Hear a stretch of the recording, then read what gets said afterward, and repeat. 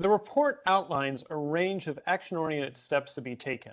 Each step supports the important idea that strong and gifted commanders at all levels must remain at the center of the solution. Can you share your thoughts on this important tenet, Daniel, as well as how talented commanders must learn and continuously relearn how to best take advantage of the technology available to them and to inform development of the next generation of systems?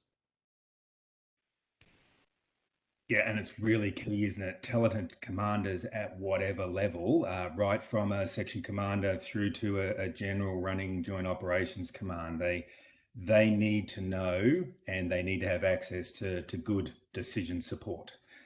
But at the end of the day, it's their decision, okay? And nothing is ever going to replace that professional judgment. I was almost about to say gut feeling, but that doesn't give it the respect it deserves. It's professional judgment that these folks bring to the argument. There's also ways to challenge that the system is not always going to work. The technology is not going to always work.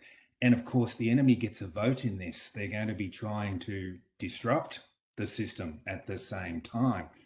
So we need commanders at all levels who understand both the benefits and the limitations of the systems that they're using. But here comes the trick. They have to be training early with those systems before they go anywhere near a combat situation, because they can't be second guessing themselves either. All right, they need to know and trust the boundaries of their systems and how to work that through. So, as you said, gifted, strong commanders who are comfortable enough backing their own decisions by taking all the data points, mostly from the system, but there's always something else that they need to consider, and that's where the professional judgment needs to come in. I really like the point that you said, that it's professional judgment, which is, like you said, almost saying it's gut instinct, but it's much more than that. It's the years of experience, the wealth of expertise that people bring.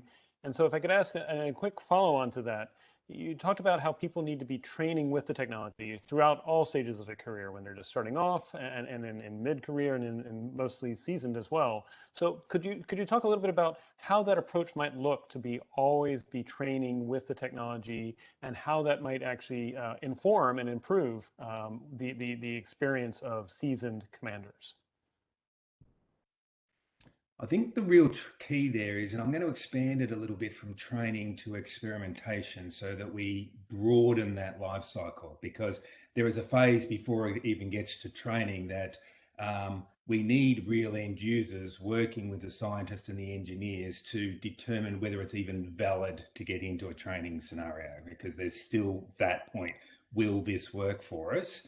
But then 9 times out of 10, there is a eureka moment. How do we then get that into the field? And the field has to be training first up.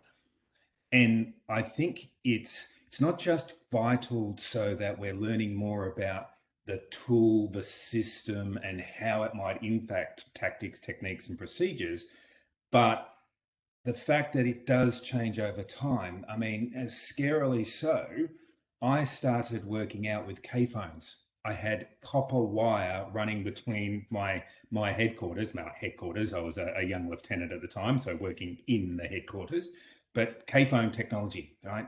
Copper wire. I have peers who are now running joint operations centers as major generals who started out in that place, okay?